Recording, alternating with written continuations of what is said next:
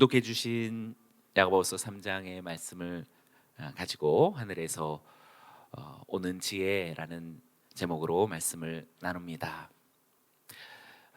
야고보서 3장에서 참된 믿음이 구체적인 행함으로 나타낼 때에 비로소 그것이 참된 믿음이라고 계속 강조해 왔고, 3장에서는 더욱 뚜렷하게 그 구체적인 행함이 사람의 말로서 대표되고 있음을 강조했습니다. 그리고 그 말은 지혜로부터 시작되어진다라는 사실을 오늘 본문에서 전하고 있지요.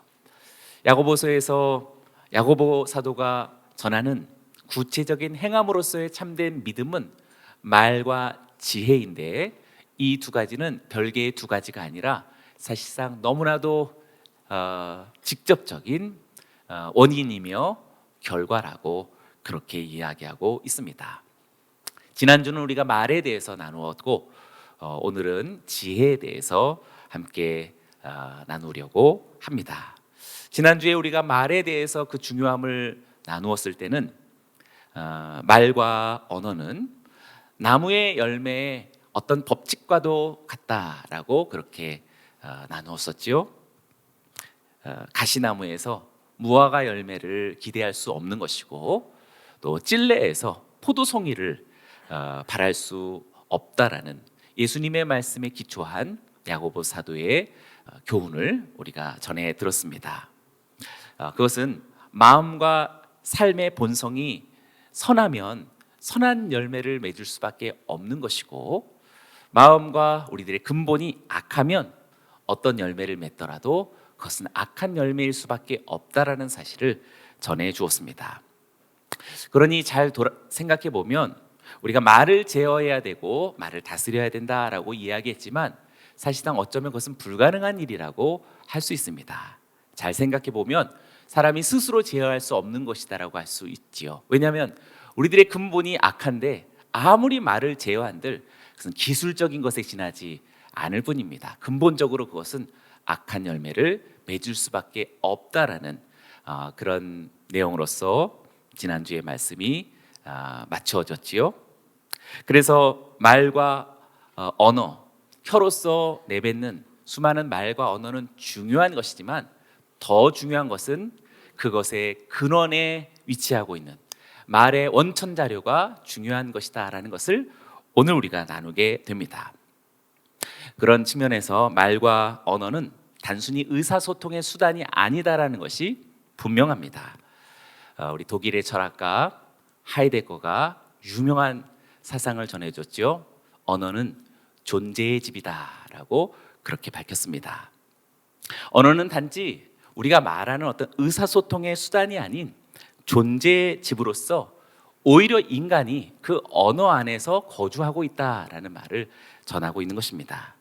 그래서 오히려 존재가 언어로서 우리에게 말을 건네는 것이지요. 언어가 우리들에게 말을 걸어옵니다.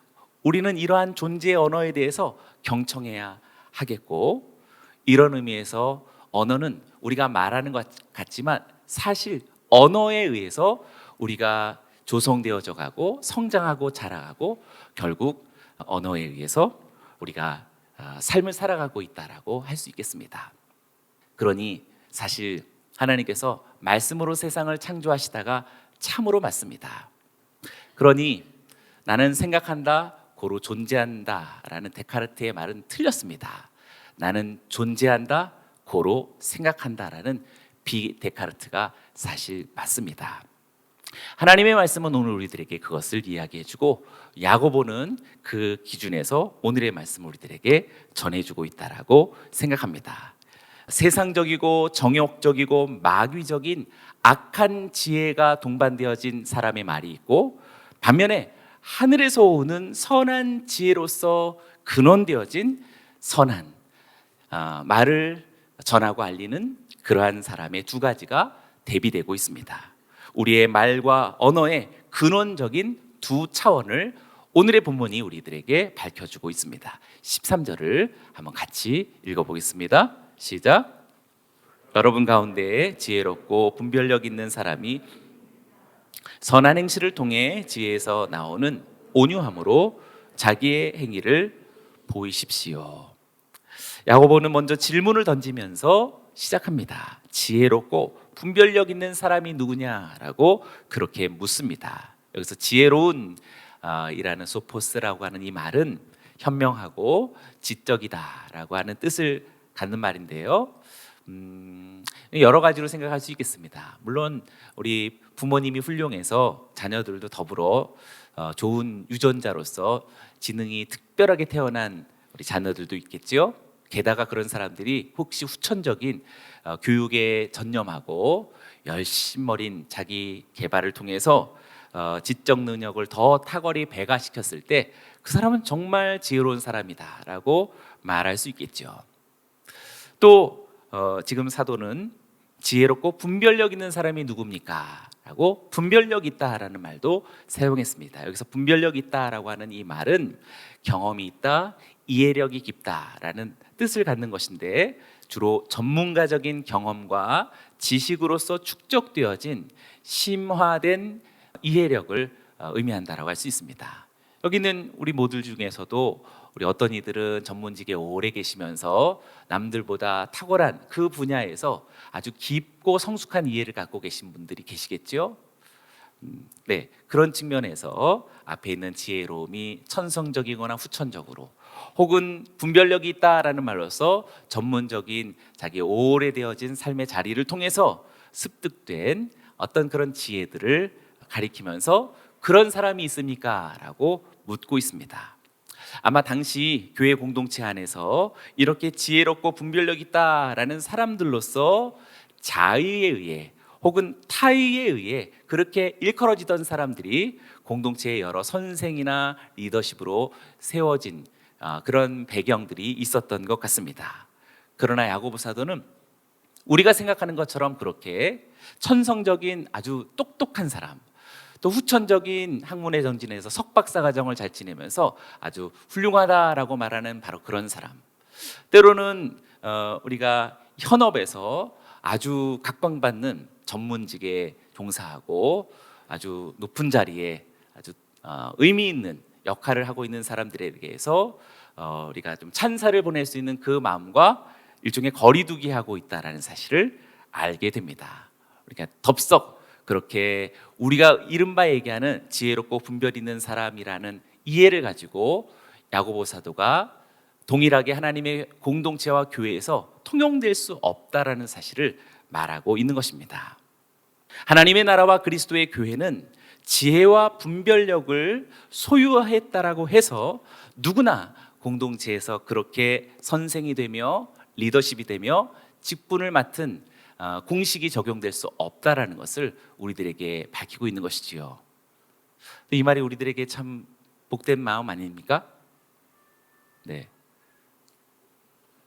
저 같은 사람도 오늘 이 강단에 설 수 있는 것도 다 그런 입장이 근거가 되었기 때문에 이렇게 강단에 설 수 있고 복음의 말씀을 나눌 수 있는 것도 하나님이 우리들에게 훌륭한 부모에 의해서 뛰어난 지능을 갖고 있는 사람들을 우대하고 또 후천적으로 자기 주도적인 개발과 또 학습과 교육에 열심히 생을 기울인 사람에게 많은 어떤 하나님 나라의 기회를 제공한다라는 것이 그냥 공식적인 것이 되었다면 우리들의 부족한 자녀들은 더 이상 기회가 없는 것이 되겠죠. 또 한편으로는 전문직에서 뛰어난 일들을 하고 있는 사람이 교회에서도 역시 마찬가지의 생각을 갖고 있다라고 한다면 교회는 더 이상 슬픔의 공간이 될 수밖에 없으리라 생각합니다. 지금 그런 얘기를 야고보가 하면서 좋은 질문이 아니라 여러분 중에 지혜롭고 분별력 있는 사람이 누구입니까? 라는 그 지혜롭고 분별력 있다라는 말을 다시 생각하게 하는 것입니다. 무엇보다도 공동체 안에서 지혜와 분별력에 대한 정확한 이해와 확인이 필요한 것인데 구체적으로 입증되어질 수 있는 결과들이 있다라고 야고보가 강조하고 있는 것입니다. 그래서 13절 하반절에 아주 중요한 표현이 담겨져 있는데요. 이 표현을 다시 한번 읽어보면 좋겠습니다. 선한 행실을 통해부터 같이 읽어볼까요? 시작. 선한 행실을 통해 지혜에서 나오는 온유함으로 자기의 행위를 보이십시오 라고 말하면서 이 지혜와 분별력이 있다라고 이른바 말하고 주장하고 과시하는 그러한 사람들에 대해서 정말 그들이 생각하는 것처럼 그들은 정말 지혜롭고 분별력 있는 하나님의 사람들인지 구별법이 있다라는 것을 제시한 것입니다. 참된 지혜로움과 분별력 있음은 지혜에서 우러나오는 온유함으로 나타나는 자신의 행위로 인한 선한 행실이다. 좀 복잡한가요?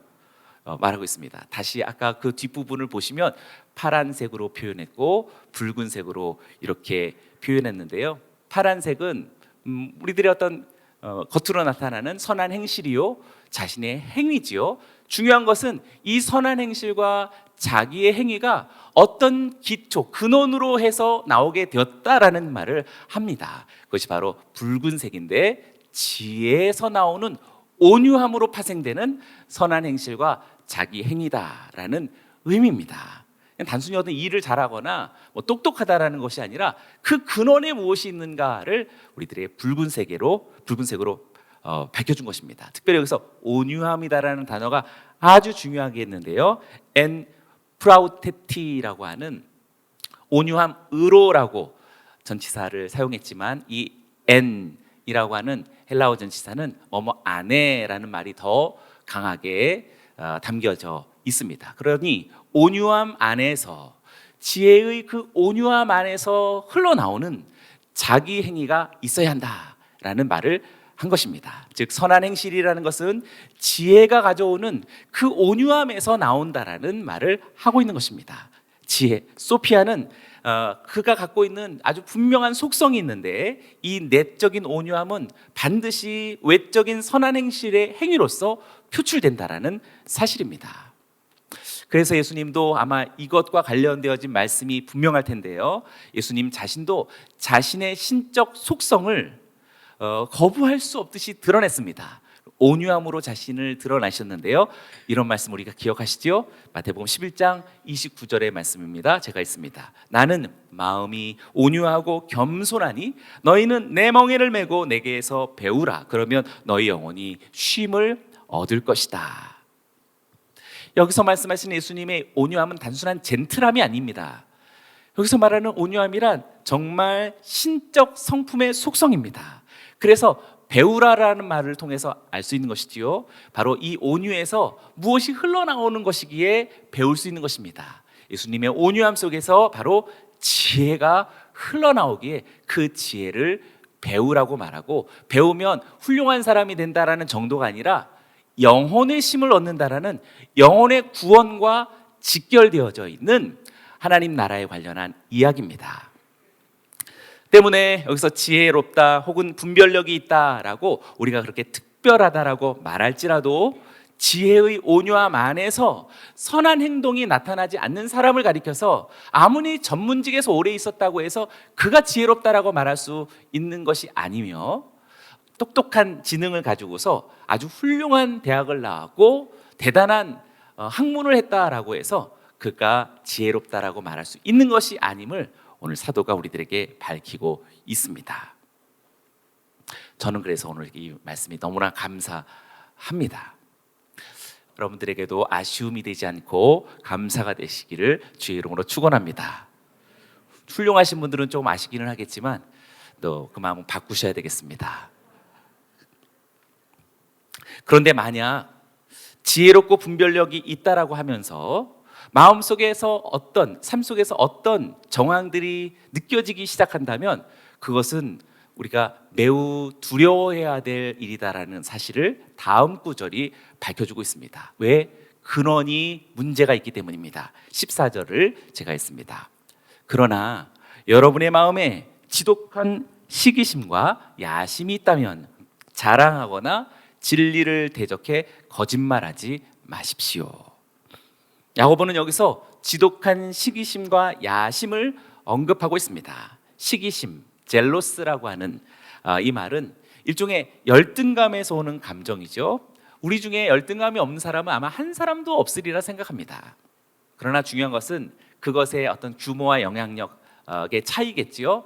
그래서인지 사도는 지독한 시기심이라는 이 지독한이라는 말을 우리들에게 더 첨언하고 있습니다. 지독한 시기심. 어떤 것을 이야기할까요? 특별한 어떤 가치에 대해서 무관심, 일부러 무관심하려 하는 거죠. 무관심하거나 혹은 지나쳐서 무시하거나 더 지나쳐서 깎아내리려고 하는 어떤 의도를 가진 일방적인 비방들, 이런 것들이 지독한 시기심으로서 이렇게 저렇게 삶 속에서 표출되는 사람들이 있겠지요.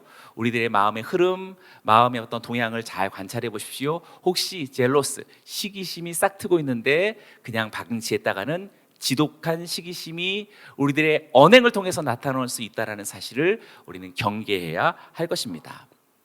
또한 두 번째로는 야심을 말하고 있는데, 이 야심이라는 단어도 이 에리세이아라는 말도 그냥 야심이라는 한글로만 들려지면 뭐 야망을 품어라, 또 사람이 또 남자가 살다 보면 야심도 가져야지라고 긍정적으로 말할 수 있지만 그렇지 않은 것입니다. 일종의 자기 주장의 감정인데요, 지나친 경쟁심이 심화되어서 때로는 이 감정이 우리들을 얼마나 저급하게 만드는지 우리는 알 수 있을 것입니다. 저급한 과장을 이렇게 불사하게 되죠. 또 이렇게 좀 애교로 받아들이는 경향들이 우리들에게 있는 것 같아요. 허풍을 떠는 것에 뭐 살다 보면 그럴 수도 있지만, 그러나 그렇게 살다 보면 그럴 수 있는 것이 하나하나씩 모여서 우리들에게 아주 강력한 지금 악한 지혜가 역사하게 만드는 통로가 된다는 것입니다.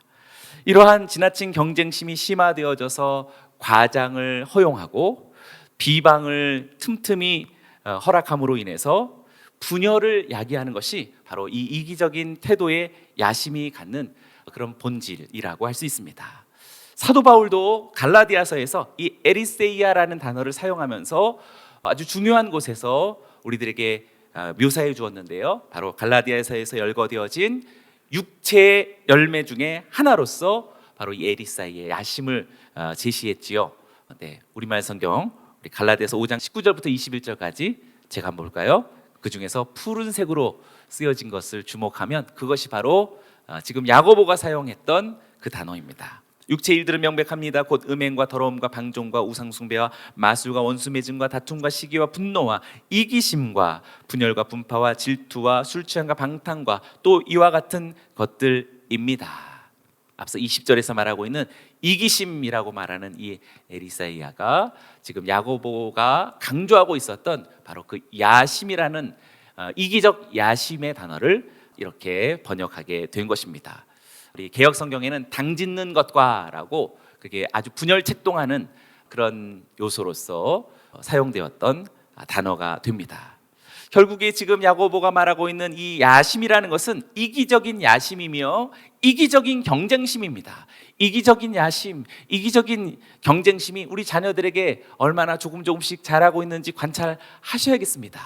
그것을 우리가 미리 제거해야 하고 극복해야 되고 벗어나게 해주어야 할 것입니다. 이러한 자기를 주장하는 삶과 마음이 결국에는 공동체를 분열시키는 가장 큰 요인이 된다는 것을 지금 야고보가 우리들에게 경계시키고 있습니다. 만약 공동체의 지체들 중에 이러한 시기심과 이기적인 야심에 이끌리는 사람이 있다면 그런 사람들은 더 이상 자기가 스스로 지혜롭고 분별력 있는 사람인 것처럼 박사 학위를 받고 훌륭한 대학을 나오고 대단한 전문직에 있다고 해서 절대 지혜로운 것도 아니고 분별력이 있는 것도 아니다라는 것을 알고 자랑하지 말라라고 밝히고 있는 것입니다.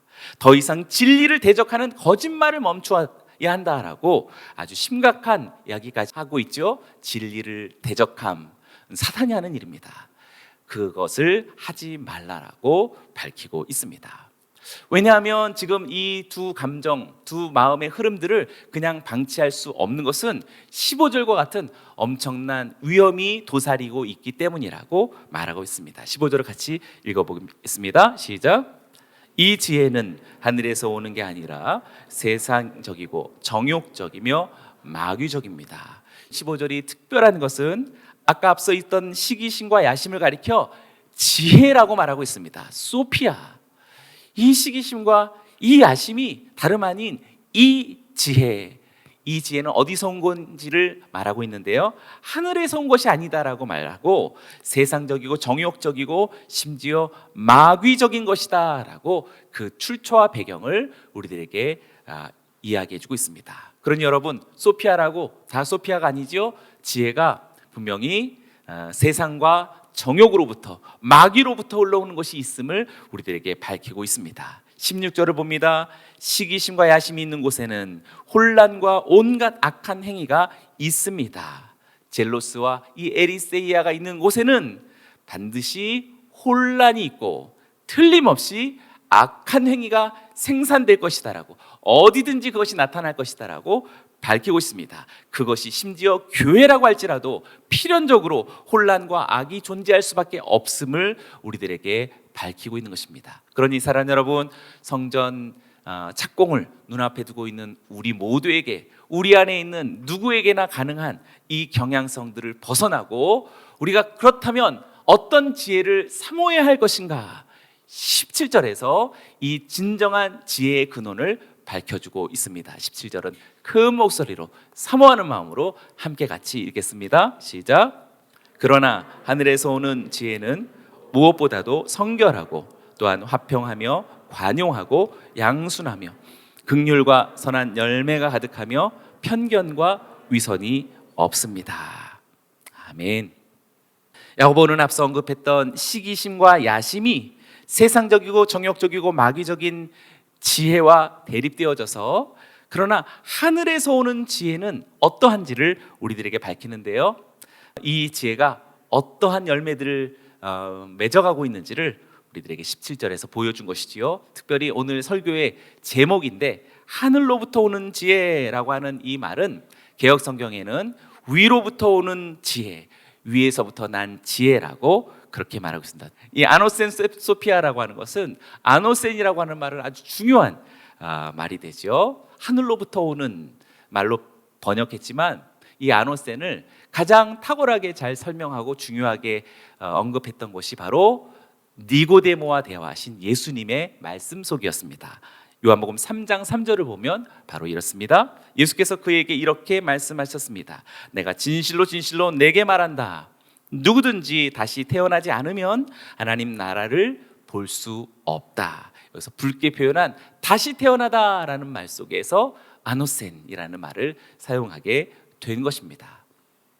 뿐만 아닙니다. 3장 7절에 또 한 번 강조하셨는데요, 다시 태어나야 한다라고 한 것을 너희는 이상히 여기지 말라라고 이해할 수 없어 하는 니고데모를 향하여서 이 아노센을 또 한 번 강조했던 것입니다.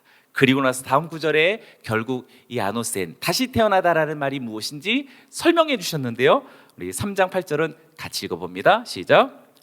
바람은 불고 싶은 대로 분다. 너는 그 소리를 듣지만 사람이 어디서 오는지 어디로 가는지 알지 못한다. 성령으로 태어난 사람도 모두 이와 같다. 할렐루야. 다시 태어나다라는 것이 무엇인지 우리들에게 명확하게 설명해 주었습니다. 아노센 소피아, 하늘로부터 오는 지혜가 무엇인지 오늘 이 말씀을 통해서도 분명하게 알 수 있습니다. 성령으로 거듭난 사람이, 성령으로 충만한 사람이, 하나님의 말씀을 배워받은 사람이 비로소 가질 수 있는 것이 하늘로부터 온 지혜인 줄로 믿습니다. 그러니 여기는 저와 여러분들은 성령으로 거듭난 사람인 줄로 믿습니다. 옆 사람들에게 선포하십시오. 당신은 하늘에서 온 지혜를 가진 사람입니다. 아멘. 그렇습니다. 틀림없이 확신합니다. 여러분들에게 하늘로부터 오는 지혜가 있습니다. 그러나 그것을 거부하고 앞서 이야기했던 세상적이고 정욕적이고 마귀적인 경향을 스스로 택하는 어리석음이 있을 뿐이지, 여기는 저와 여러분들은 분명히 이 땅에 존재하지 않는 정말 신비하고 오묘한 소피아, 하나님으로부터 온 소피아가 있다는 것을 밝히고 있습니다. 믿으십니까? 아멘. 그러니 사랑하는 여러분, 이 소피아, 이 지혜가 얼마나 어마어마한지 마치 교회와 공동체를 위한 엄청난 축복의 열매를 맺게 하는 하나님 나라의 능력이 되기도 하는 것이지요. 세상적이고 정욕적이고 마귀적인 지혜와는 완전히 정반대되는 속성을 갖고 있습니다. 마치 바울이 갈라디아서에서 성령의 9가지 열매를 밝혔듯이 야고보도 하늘로부터 오는 이 지혜로 말미암아 얻게 되어지는 특징을 8가지로 우리들에게 제시하고 있습니다. 이렇게 설명할 수 있을 것 같아요. 첫째, 성결하며, 둘째, 화평하고, 셋째, 관용하며, 넷째, 양순하고, 다섯째, 긍휼하며, 선한 열매가 있고 편견이 없으며 위선이 없다라고 말합니다. 하늘에서 오는 지혜의 특징들이 언급되고 있습니다. 한마디로 얘기해서 사람이 아니라고 말할 수 있는 하나님의 신적 성품들로 가득할 수 있음을 우리들에게 밝히고 있습니다. 사랑하는 여러분, 저와 여러분들에게 오늘 하늘로부터 온 지혜가 가득한 여러분들에게 이러한 8가지로 충만한 삶이 우리들에게 주어지기를 주의 이름으로 축원합니다. 아멘. 마치기 전에 이 8가지 중에서 한 가지를 결코 잊지 말라고 하면서 8가지 특징 중에 한 가지 특징을 우리들의 뇌리에 강하게 심어주면서 마칩니다. 18절을 봅니다. 의의 열매는 화평하게 하는 사람들이 화평의 씨를 뿌려 거두는 것입니다. 야고보는 하늘에서 오는 지혜의 8가지 특성 가운데서 다시 화평의 덕목을 강조하면서 마무리하고 있습니다. 화평은 하늘에서 오는 지혜의 여러 특징을 아우르는 것인데요, 화평은 에이레네이고 또 히브리 말로는 샬롬이 되겠죠. 그래서 화평하게 하는 사람들이라는 것은 샬롬을 전하는 사람들이라고 할 수 있겠습니다. 바로 이 샬롬을 전하고 샬롬을 이루어가는 사람들이 의의 열매를 거둔다라고 말하고 있습니다. 단순한 열매가 아니라 의의 열매. 의의 열매는 한마디로 말하면 내가 옳다라는 것이죠. 여러분들이 결국에 마침내 생애의 마지막 순간 내가 옳았다라는 하나님의 평가를 받으시기를 축원합니다. 네, 그러한 내 모든 인생, 내 모든 삶, 너의 모든 것이 참으로 옳았도다 라는 그런 열매를 거두는 것이다라고 말하고 있습니다. 하늘에서 오는 지혜에 속한 모든 특징들을 포함하는데요, 그래서 화평을 이루려는 자에 의해서 심겨진 화평의 씨로서 만들어진다라고 밝히고 있습니다.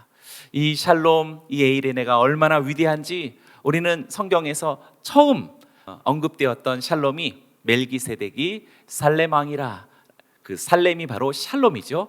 샬롬 왕이라고 말하는 멜기세덱이 메소포타미아의 전쟁을 승리하고 돌아온 아브라함에게 나는 너의 지극히 큰 상급이다 라면서 샬롬 왕이 등장하는 것으로서 성경에서 첫 샬롬이라는 단어가 우리들에게 주어졌습니다. 그리고 마지막 샬롬의 단어는 새 예루살렘입니다.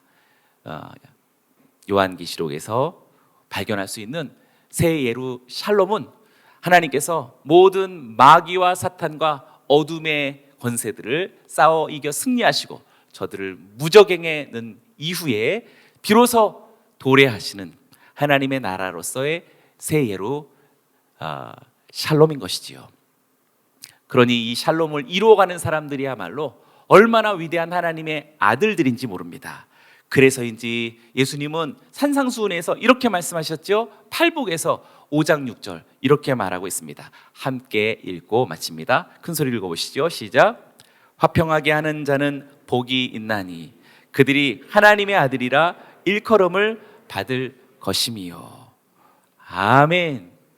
화평하게 하는 자들은 복이 있나니 그들이 하나님의 아들이라 일컬음을 받아서 하늘로부터 오는 지혜로 충만한 하나님의 아들과 딸들이 되어서 결국 분열이 있고 분쟁이 있고 전쟁이 있고 죽음으로 가득한 이 땅에 하나님의 샬롬을 예고하고 그것을 이루어 나가는 저와 여러분들이 되어야 할 줄로 믿습니다.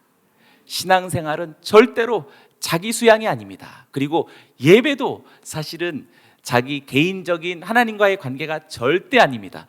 우리가 예배하는 대상으로서의 하나님은 성부, 성자, 성령, 성삼위 하나님, 공동체의 하나님이십니다.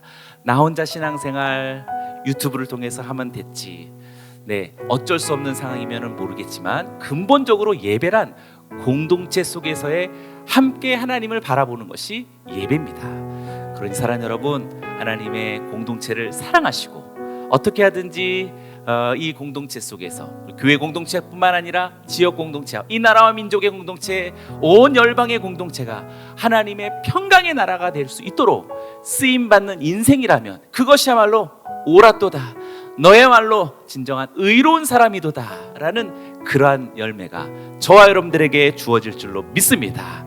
그러한 생애와 삶이 이번 성전 건축과 함께 우리 모든 성도들과 함께 이루어지기를 주의 이름으로 축원합니다. 우리 하나님께 영광의 박수 올려드립니다.